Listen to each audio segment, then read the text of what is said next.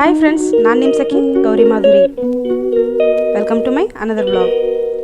ಇವತ್ತಿನ ಬ್ಲಾಗ್ ಬಂದು ಮೆಹಂದಿ ಪ್ಯಾಕ್. ನಾ ಯಾವ ಥರ ಮೆಹಂದಿ ಅಪ್ಲೈ ಮಾಡ್ತೀನಿ, ಅದು ಬರ್ಗಂಡಿ ಕಲರ್ ಯಾಕೆ ಬರ್ತದೆ, ಅದ್ರಾಗ ನಾನು ಏನೇನು ಕಲಿಸ್ತೀನಿ ಇವತ್ತಿನ ವಿಡಿಯೋದಾಗ ಫುಲ್ ಕಂಪ್ಲೀಟ್ ನೋಡೋಣ ಅಂತ.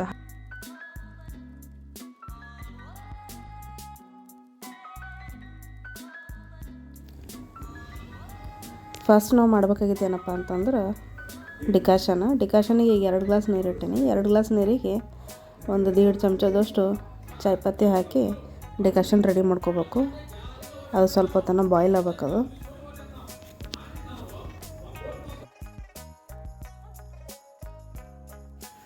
ಒಂದು ಸ್ವಲ್ಪ ಬಾಯ್ಲ್ ಆದ್ರೆ ಸಾಕು. ಅದ್ರದ್ದು ಕಲರ್ ಬಿಟ್ಟದ ಅಂತ ಅನ್ನಿಸ್ತಂದ್ರೆ ಸಾಕು ಮಾಡ್ಬೇಕು. ಅದಕ್ಕೆ ಏನು 2 ಗ್ಲಾಸ್ ನೀರು 1 ಗ್ಲಾಸ್ ಆಗಬೇಕು ಅದೆಲ್ಲ ಏನಿಲ್ಲ. ಜಾಸ್ತಿ ಸ್ವಲ್ಪ ಬಾಯ್ಲ್ ಆದ್ರೆ ಸಾಕು. ಅದಾದಮೇಲೆ ನಾರ್ಮಲಿ ಪಾಕಿಜ ಮತ್ತು ನುಪ್ಪುರ್ ಎರಡರದಾಗ ಯಾವ ಮೆಹಂದಿ ಸಿಕ್ಕರೆ ಆ ಮೆಹಂದಿ ನಾವು ಯೂಸ್ ಮಾಡೋದು. ಈಗ ಇದ್ರಾಗ ಇವ್ರ ಹತ್ರ ನುಪ್ಪುರ್ ಇತ್ತು, ನುಪ್ಪುರ್ ಮೆಹಂದಿನೇ ಯೂಸ್ ಮಾಡ್ಲಿತ್ತದ. ಸೊ ನುಪ್ಪುರ್ ಮೆಹಂದಿದಾಗ ಮತ್ತೆ ಆ್ಯಡ್ ಆನ್ ಏನಪ್ಪ ಅಂತಂದ್ರೆ ಕಾಫಿ ಪೌಡರ್.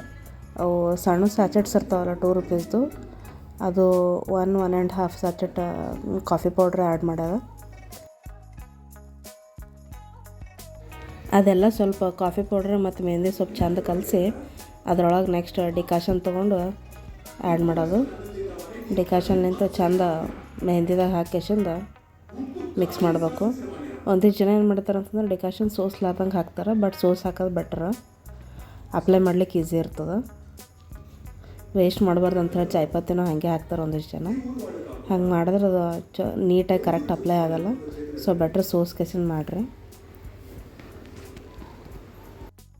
ಆಮೇಲೆ ಇದ್ರೊಳಗೆ 1 ಲೆಮನ್ ಆ್ಯಡ್ ಮಾಡ್ಯದ.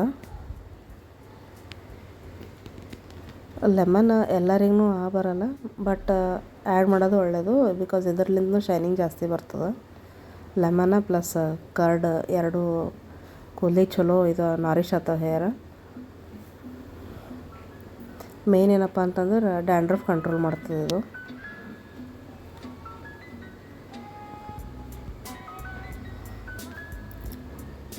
ನಾವು ಯಾವ್ದ್ಯಾವ್ದು ಹಾಕ್ಕೋತ ಹೋಗ್ತೇವಲ್ಲ ಹಾಗೆ ಅದು ಒಂದೊಂದು ಆ್ಯಡ್ ಮಾಡಿದ್ಮೇಲೆ ಅದು ಮತ್ತು ನೀಟಾಗಿ ಹಾಗೆ ಮಿಕ್ಸ್ ಮಾಡ್ಕೋತ ಹೋಗ್ಬೇಕದು. ಅಷ್ಟು ಹಾಕಿಷ್ಟು ಒಂದೇ ಸರ್ತಿ ಮಾಡ್ತೀನಿ ಅಂತಂದ್ರೆ ಸ್ವಲ್ಪ ಇದು ಟಫ್ ಆಗ್ತದೆ. ಇದಾಗೋಣ ಅದ್ರೊಳಗೆ ಒಂದು 2 table spoon coconut oil add ಮಾಡೋದು.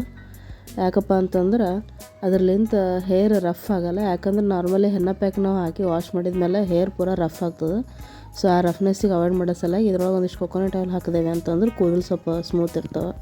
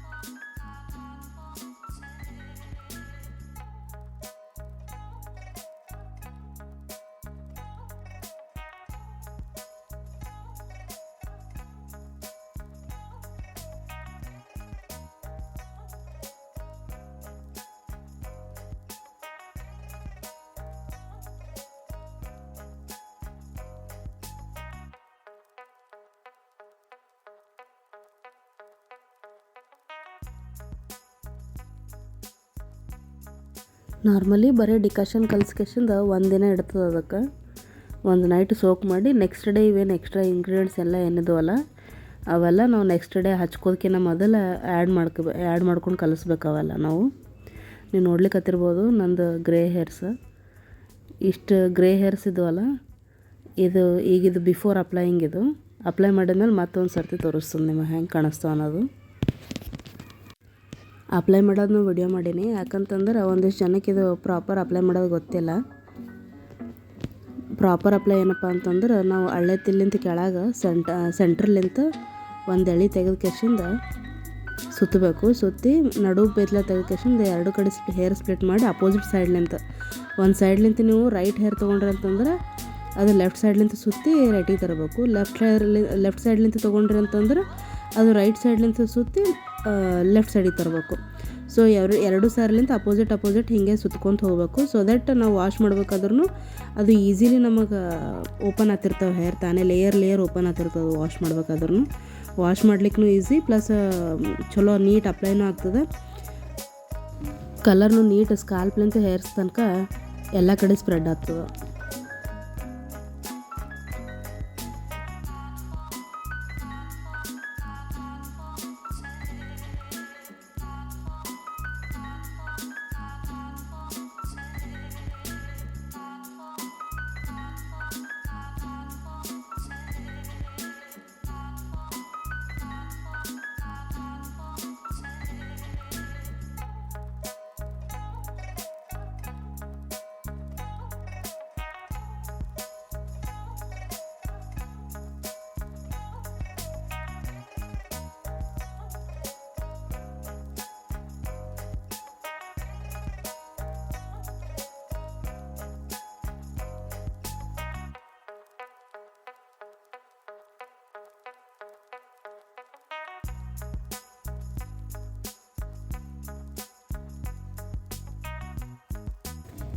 ಫೈನಲಿ ಕಂಪ್ಲೀಟ್ ಅಪ್ಲೈ ಮುಗೀತು ನಂದು.